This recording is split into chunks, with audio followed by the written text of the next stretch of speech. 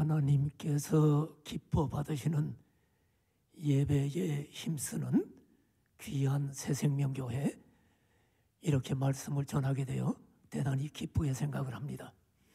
하나님께 감사 영광을 돌리고 우리 담임 목사님에게도 감사드리고 또 여러분들을 예배에서 이렇게 만나게 되어 대단히 반갑습니다.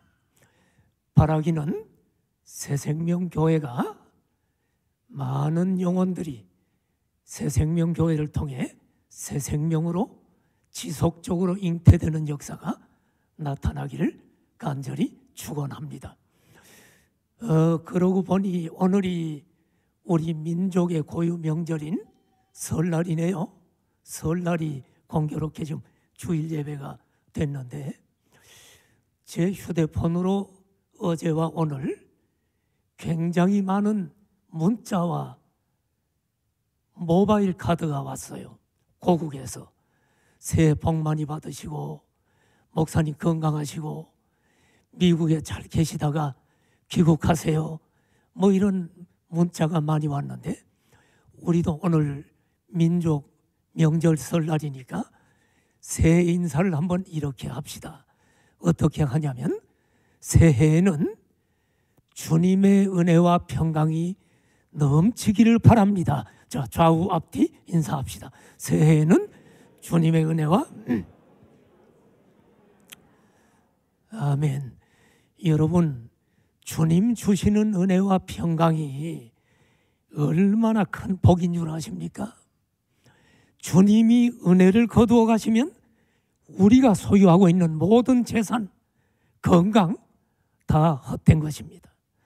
또 우리가 지금 가지고 있는 수많은 재산, 큰 저택, 좋은 차도 주님 주시는 평강이 없이 불안 속에 살고 있다면 무슨 소용이 있겠습니까?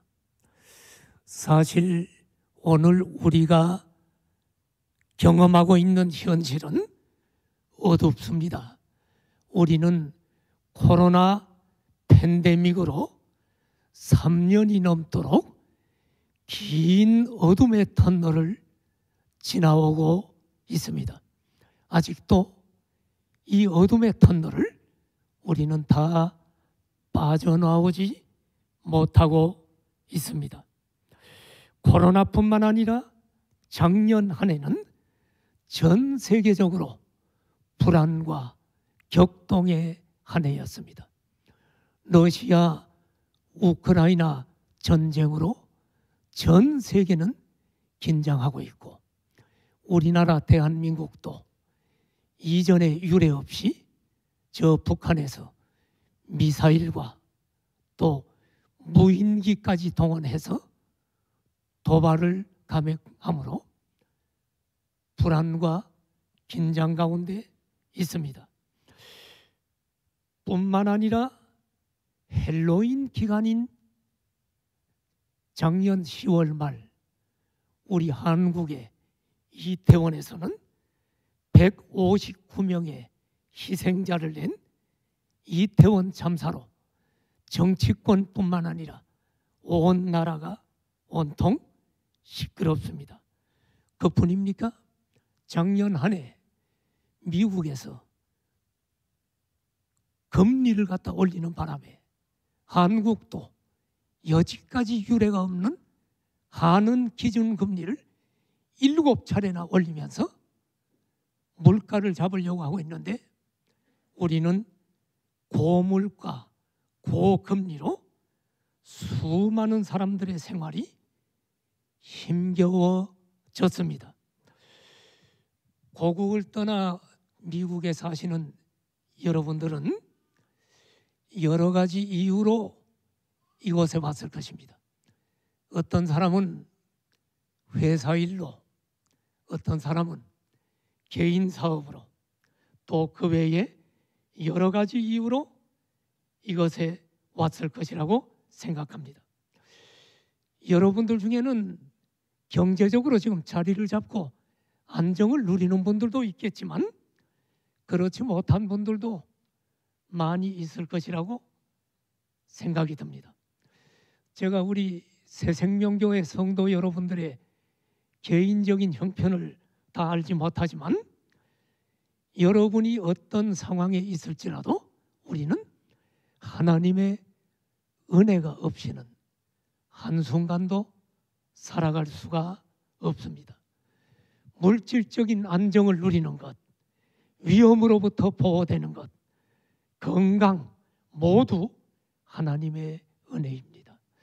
그러므로 새로운 한 해를 시작하는 신년 벽두에 이 어려운 시대를 사는 우리 모두에게 주님의 은혜와 평강이 있기를 기원하면서 은혜와 평강이 있을지어다 라는 제목으로 하나님의 말씀을 전하려고 합니다. 자, 성경 본문을 따라 첫째로 평강이 있을지어다 하는 말씀을 나누기를 원합니다. 자, 본문부터 볼까요? 성경 없이는 하나님 말씀 선포가 없습니다. 강단에서 전해지는 하나님의 말씀은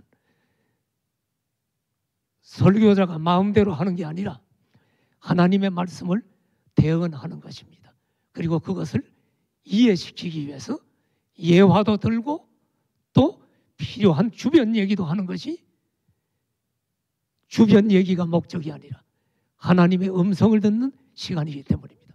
오늘 데살로니가후서 3장 16절을 보니까 사도 바울은 데살로니가 교인들에게 평강의 주께서 친히 때마다 일마다 너희에게 평강을 주시고 주께서 너희 모든 사람과 함께 하시기를 원하노라 하는 축복된 기도를 하고 있는 것을 봅니다.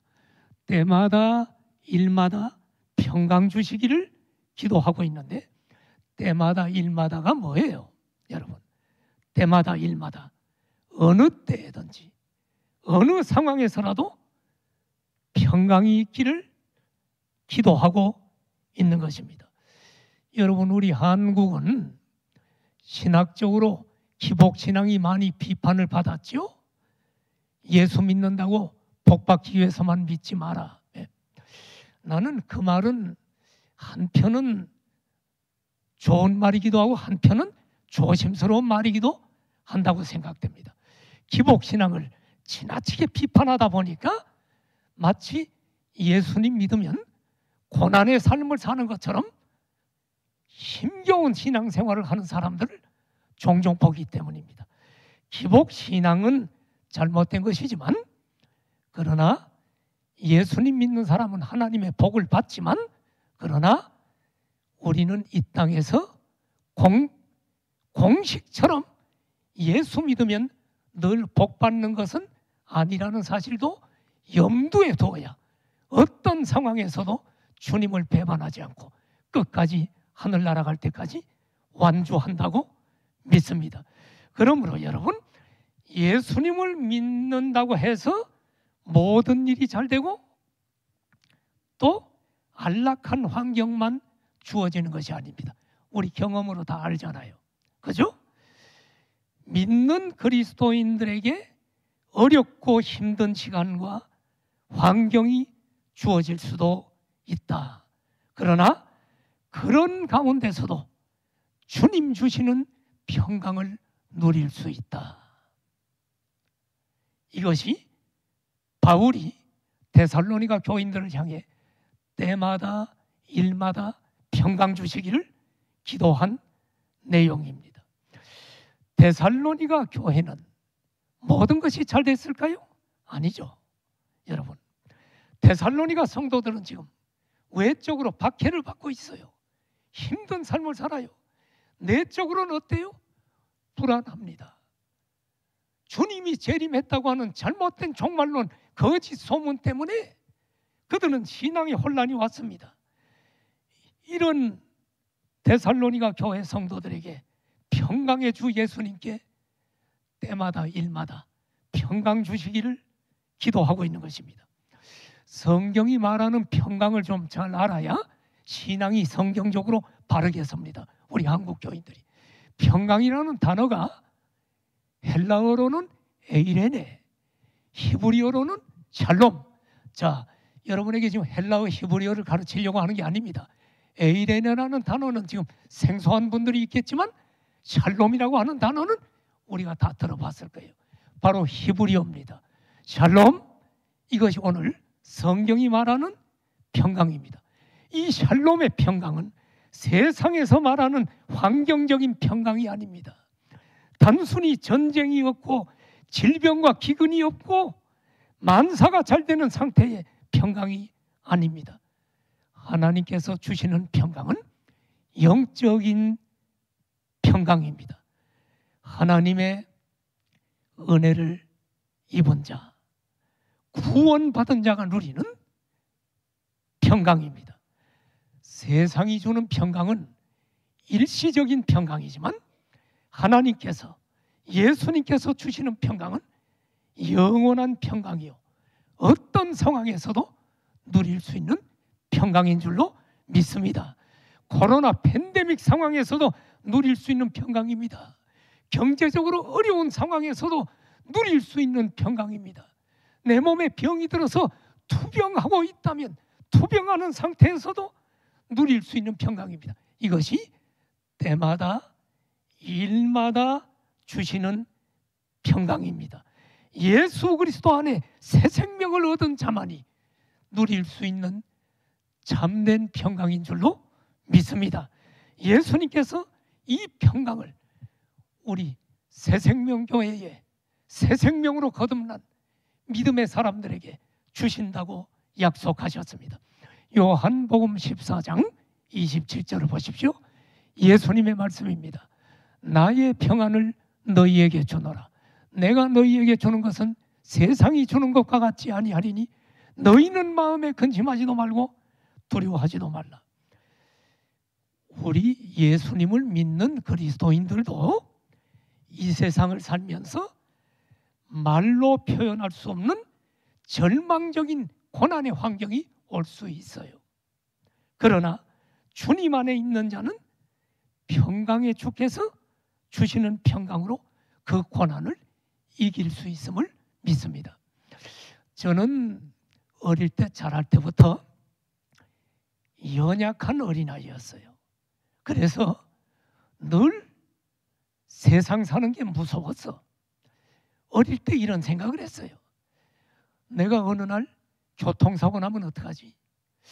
내가 두 다리가 망가져서 장애인이 돼서 평생 휠체어 타면 어떡하지?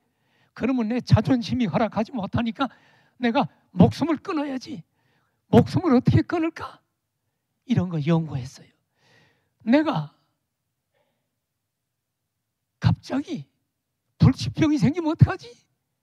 암이라는 게 무서운데 암 걸리면 어떡하지? 그러면 내가 더 이상 이 세상에서 비참해지니까 스스로 목숨을 끊어야지. 그럼 목숨 끊는 방법이 뭘까? 잠 오지 않는다고 수면제 좀 사달라고 해서 그걸 차곡차곡 모아가지고 어느 날 다량의 수면제를 먹고 깨끗이 죽을까? 뭐 이런 거 생각을 했어요. 그런데 제가 예수님을 만났어요. 그토록 싫어했던 예수님, 그토록 싫어했던 목사가 됐어요. 나는 목사 너무너무 싫어했어. 이 세상에 목사들은 설교하면서 오른밤 때리면 왼밤 내놓으라고 하고 그런 바보 같은 사람들이 있나? 오른밤 때리면 이단 옆차기로 날려야 이게 정말 싸나기다운 사나이인데, 아니 목사는 성경이나 끼고 천천히 걸어가고 할렐루야 이런 것이 꼭 보기가 싫었어. 더군다나 목사님 뒤에는 권사님들하고 여자들 몇 명이 줄줄 따라다녀서 이거 목사가 여자들 쫄병 놓고 그 짓이나 평생 하냐? 미안합니다. 옛날 얘기입니다. 제가 지금 이런 표현 자체가 하나님께 죄송한. 그랬던 제가 목사가 되고 얼마나 하나님께 감사한지.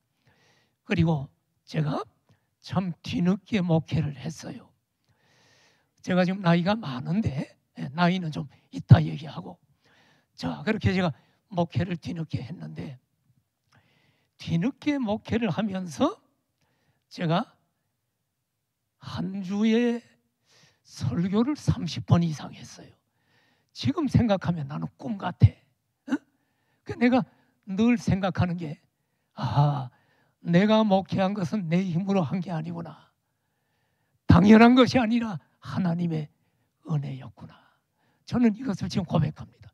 그러면서 저는 교회를 갔다가 1993년도에 제가 강서구 서울 방화동에다가 교회를 개척했는데, 그때는 한국 교회가 부흥이 어려울 때입니다.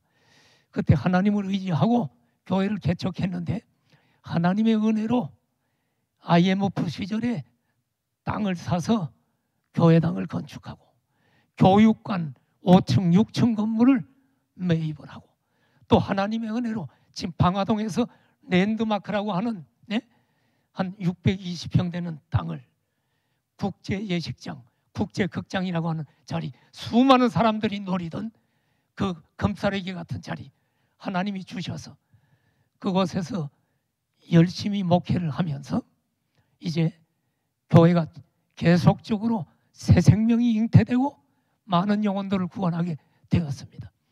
그러다 보니 목회가 은퇴를 하게 되어서 작년 12월에 원로 목사 추대를 받고 제가 미국에 온 지 3주가 되는데, 제가 이 목회를 하면서 교회를 건강한 교회로 세우기 위해서 성도들 제자 훈련을 했어요.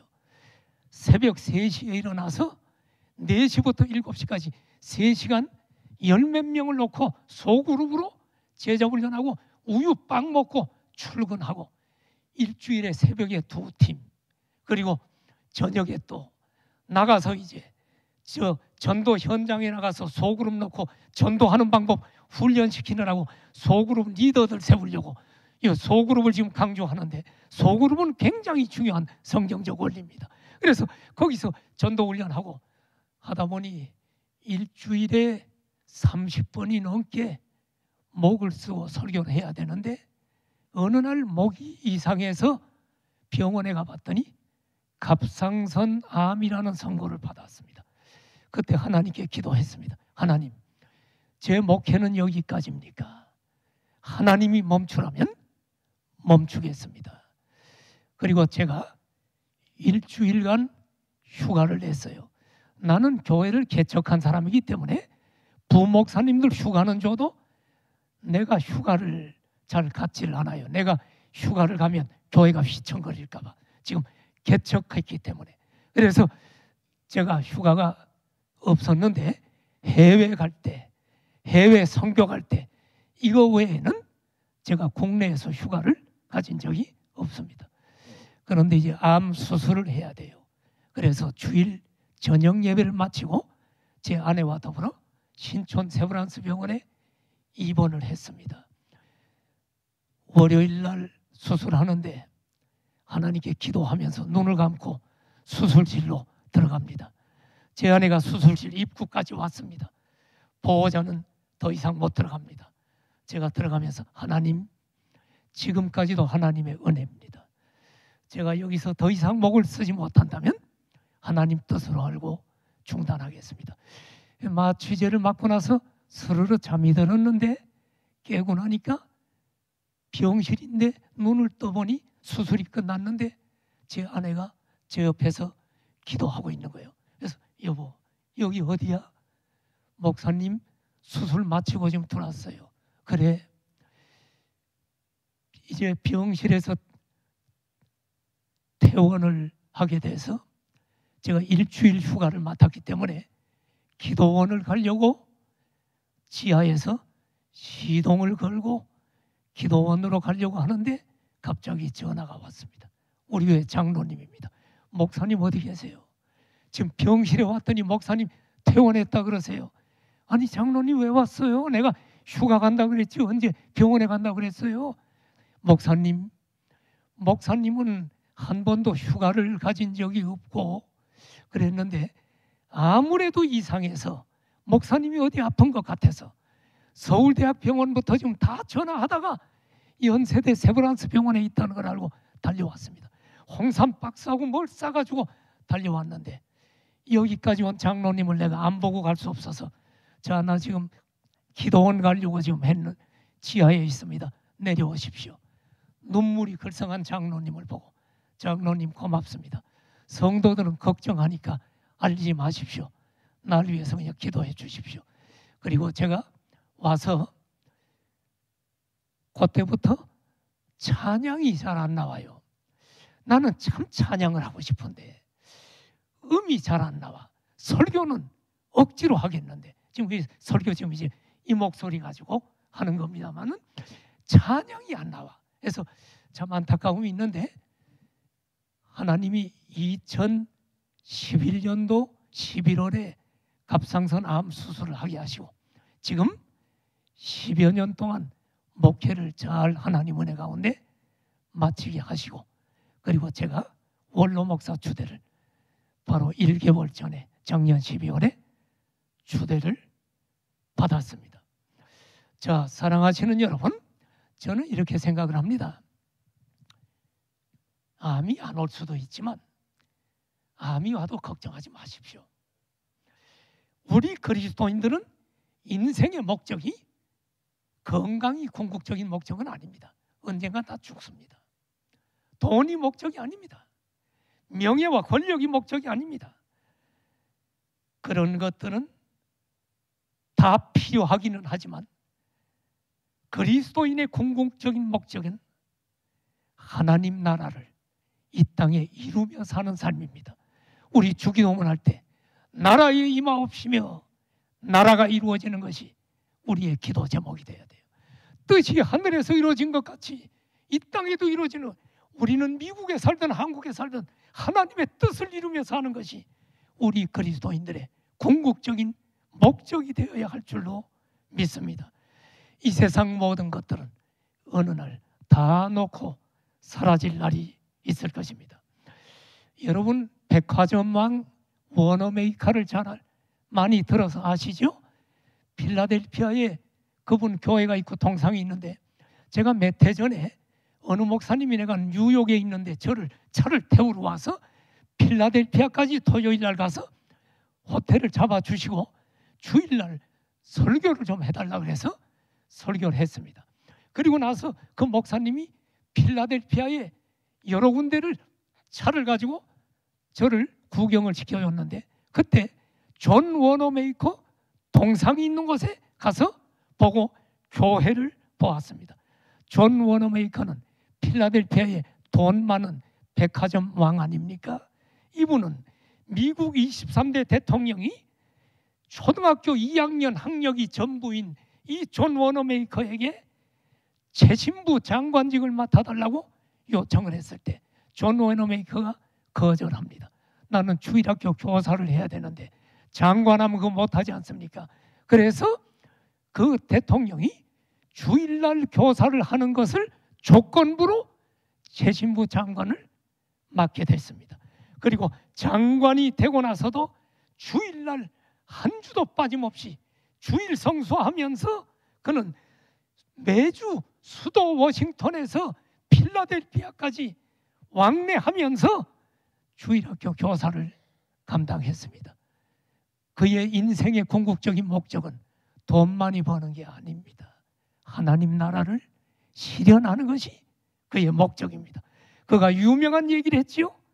장관직은 부업이고 본업은 주일학교 교사입니다. 지미 카터 대통령, 우리가 많이 존경하는 39대 미국 대통령, 그는 평생을 주일학교 교사를 감당했습니다. 암으로 투병 중에도 주일학교 교사를 감당했던 참 훌륭한 분입니다. 내가 기억하는 것은 1979년 그때 내가 학창 시절입니다. 그때 한국의 박정희 대통령이 대통령할 때 방한을 한 적이 있어요. 그리고서 어떻게 한 줄 압니까? 박정희 대통령에게 각하 예수 믿고 천국 가셔야죠. 예수 믿으십시오 라고 전도한 것으로 유명합니다. 그러면서 이 지미 카터 대통령이 주일날 온 뉴스에 많은 사람들이 보는 가운데 여의도 침례교회 예배를 드리는 것을 보면서 아, 저분은 대통령이 목적이 아니구나. 저분의 궁극적인 목적은 대한민국에 와서도 예수를 전하는 것, 하나님 나라를 이 땅에 실현하는 것, 그것이 목적이구나. 사랑하시는 여러분, 우리 그리스도인들은 이 땅에 어떤 상황이 와도 때마다 일마다 우리는 평강을 누릴 수 있는 것은 이 세상에 있는 것이 목적이 아니고 하나님 나라가 궁극적인 목적인 줄 믿으시면 아멘 합시다. 뉴욕에서 태어난 호레이쇼 스패포드라고 하는 아주 부유한 변호사가 있었습니다. 그는 변호사로 많은 재산을 벌어 시카고의 미시간 호반에 별장을 짓는 데다가 돈을 투자했습니다. 그런데 1871년 시카고 대화재로 그가 투자한 재산은 순식간에 잿더미가 되고 말았습니다. 1년 전에는 4살짜리 아들을 먼저 하늘나라로 보내는 아픔을 겪었습니다.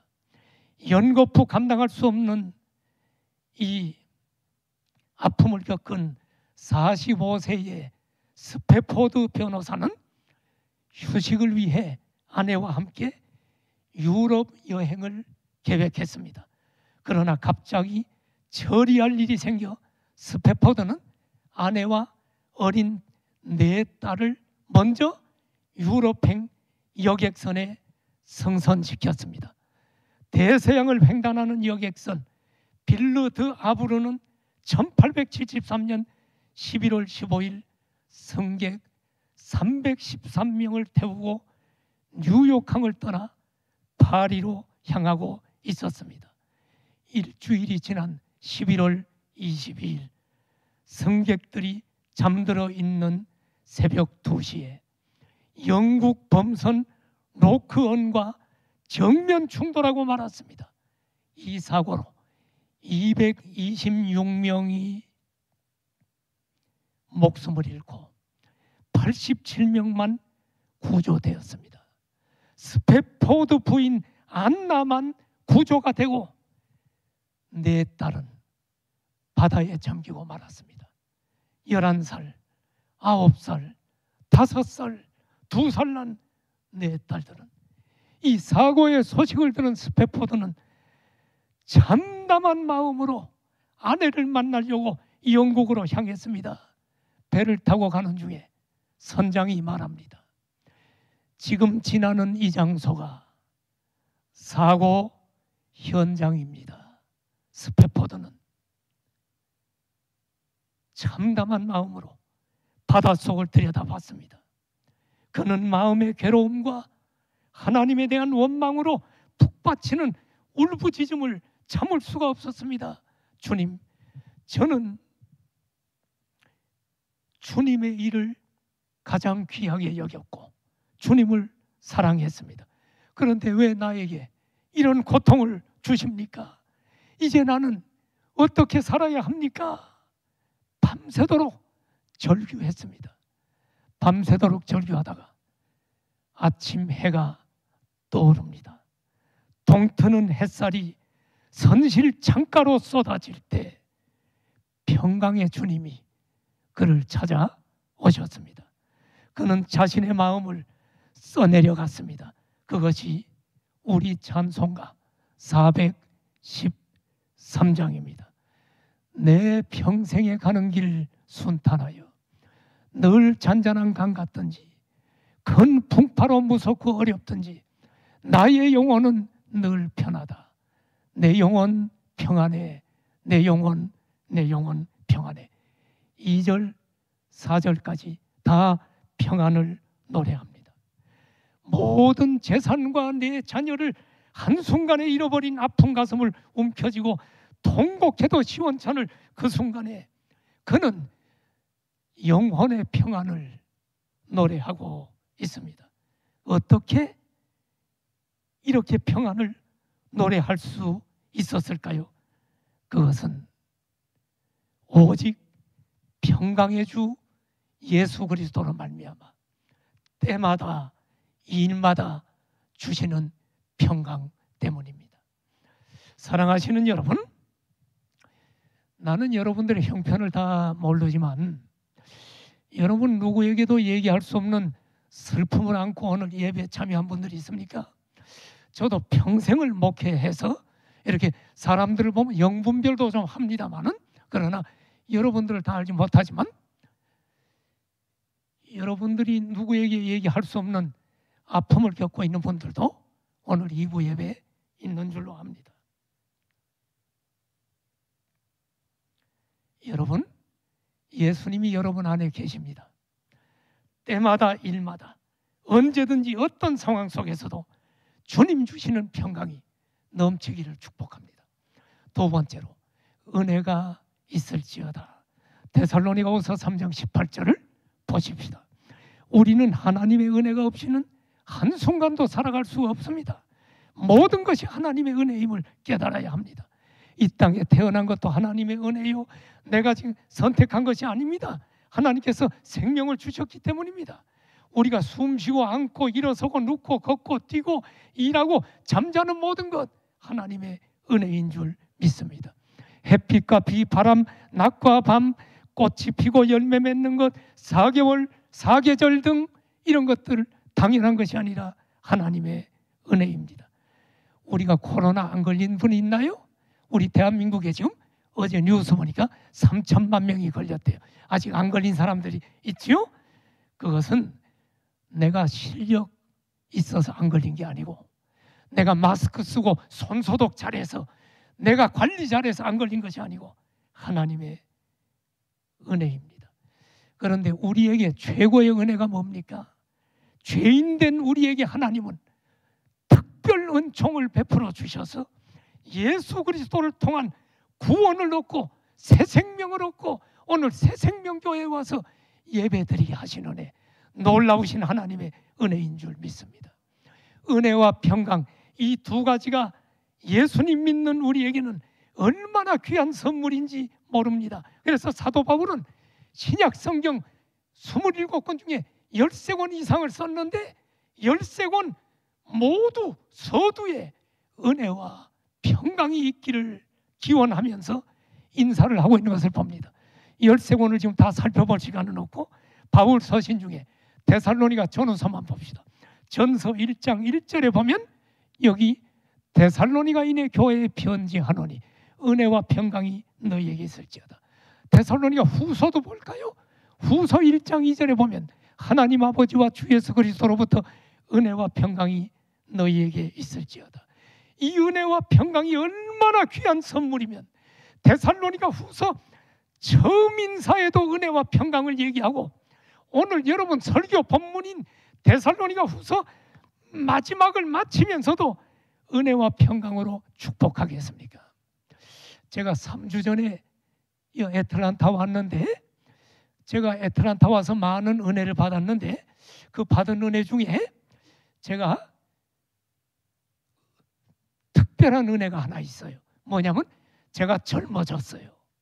얼만큼 젊어졌나 소개할게요. 지난주 주일날 제가 여기 주일 예배를 드리려고 처음 왔습니다. 마스크를 끼고 왔죠. 그랬더니 우리 새생명교회 어느 성도가 제 딸에게 오빠세요? 제가 얼마나 기분이 좋았는지, 야, 새생명교회 오니까 새로 태어나네. 기분이 좋았습니다. 그런데 이번 주 며칠 전에 더 젊어지는 일이 있었는데 우리네가 아들과 우리 10살 난 손자와 함께 어느 바닷가에 갔습니다. 하루를 자고 오면서 거기서 놀면서 그네가 있길래 둘이 앉아가지고 그네를 막 세게 탔어요. 야, 더 세게 해라. 그랬더니 우리 손자가 저에게 뭐라고 하는 줄 압니까? 할아버지는 꼭 어린애 같아. 제가 어린애가 됐어. 그런데 그 다음에 더 놀랄 얘기를 들었어요. 할아버지는 어린애 같아. 그러면서 우리 10살 난 박이한 손자가 저에게 뭐라고 한지 압니까? 저를 보면서 형, 미국에 와서 내가 이렇게 젊어질 수가 있나.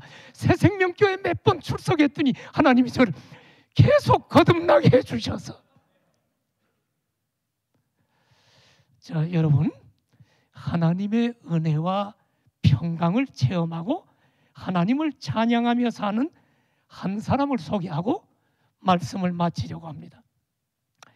마커스 워십의 예배 팀장이자 작사 작곡가인 소진영 간사의 이야기입니다. 소진영 간사는 믿음의 가문에서 4대째 모태신앙으로 태어나서 그는 예배 드리는 것은 밥 먹는 것처럼 당연하게 생각을 하고 신앙생활을 했습니다. 그러던 그녀에게 인생의 터닝 포인트가 찾아왔습니다. 25살 때 명절 전날 갑자기 몸살처럼 오한이 찾아와서 몸이 떨립니다.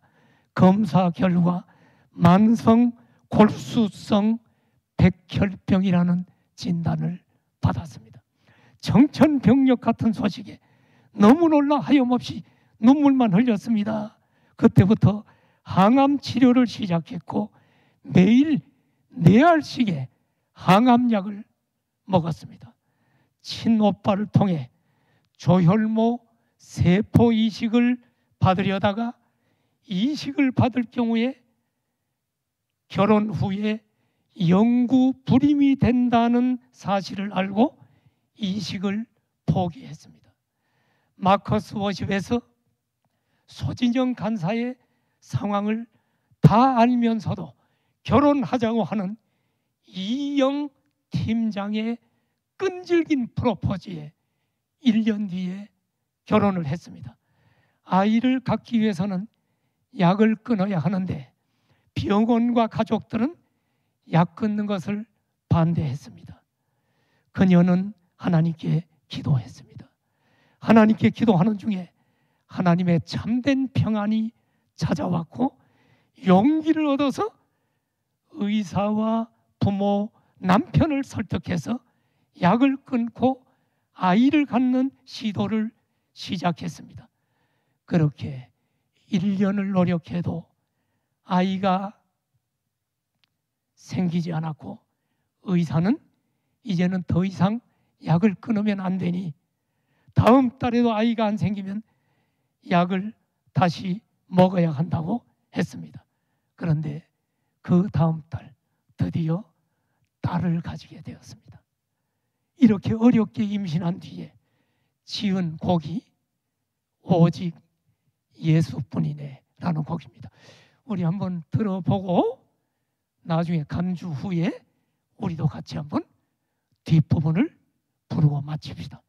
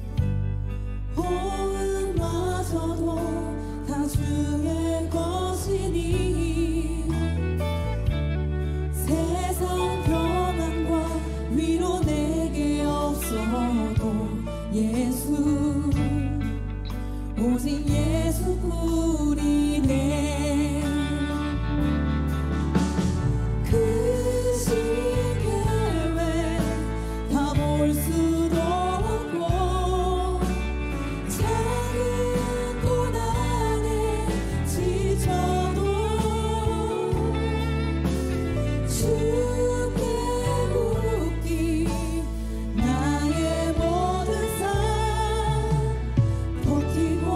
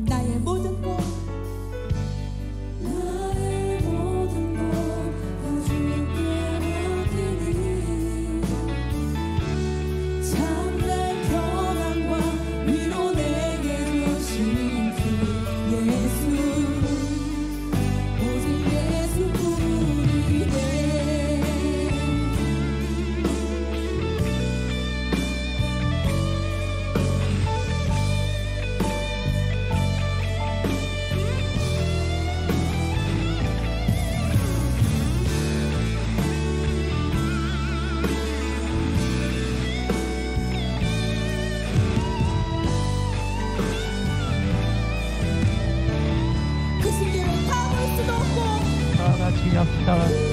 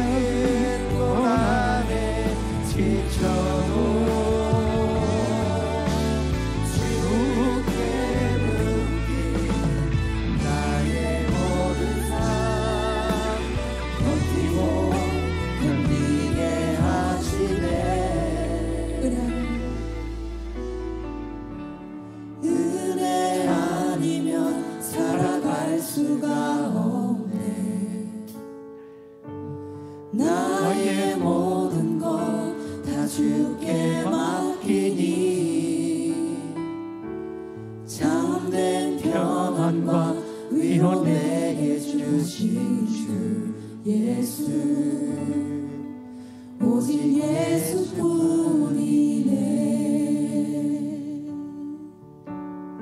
잠시만 눈을 감으실래요? 사랑하시는 새생명 교회 귀한 성도 여러분, 제가 미국에 3주 동안 와서 머물면서 느낀 소감이 있습니다. 우리 한인들이 열심히 산다는 것입니다. 집 렌트비, 자동차 비용, 생활비, 자녀 교육비 감당하려고 부부가 열심히 일합니다. 또 자녀를 학교를 데리고 가고 또 데리고 오면서 부모들의 차가 즐비하게 줄을 서서 자녀를 픽업하는 것을 봤습니다. 그리고 학원에 데리고 가고, 영주권이나 시민권이 없는 분들은 몸이 아프면 병원 가는 일도 경제적인 엄청난 부담입니다. 새생명교회 성도 여러분, 우리는 다 하나님의 자녀입니다. 미국에 있든 한국에 있든 주님은 세상 끝날까지 우리와 함께 계십니다. 힘드세요? 주저앉지 마십시오. 주님이 계시잖아요. 우리 아버지 하나님이 여러분과 나의 하나님이잖아요. 우리 주님의 은혜와 평강이 2023년에 사랑하는 여러분들 모두에게 넘치기를 축복합니다. 통성으로 함께 기도합시다. 할렐루야. 하나님 아버지 감사합니다. 하나님이 주님의 몸된 새생명교회를 이곳에 허락하시고 예수님을 믿고 새생명을 얻고 하나님의 자녀된 우리를 어떤 이유에서든지 이 미국 땅에 와서 새생명교회라고 하는 한 교회 공동체로 우리를 불러주셔서 오늘도 주일을 구별하여 하나님 앞에 예배드리게 하심을 감사합니다. 예배 가운데 찬양으로 임재하신 주님, 말씀 가운데 임재하신 주님, 이 주님의 능력에 우리가 능력을 붙들고 이 어지러운 세상 하나님 주시는 은혜로 평강을 누리며 끝까지 승리하게 하여 주시옵소서. 어느 날 주님이 재림하실 것입니다.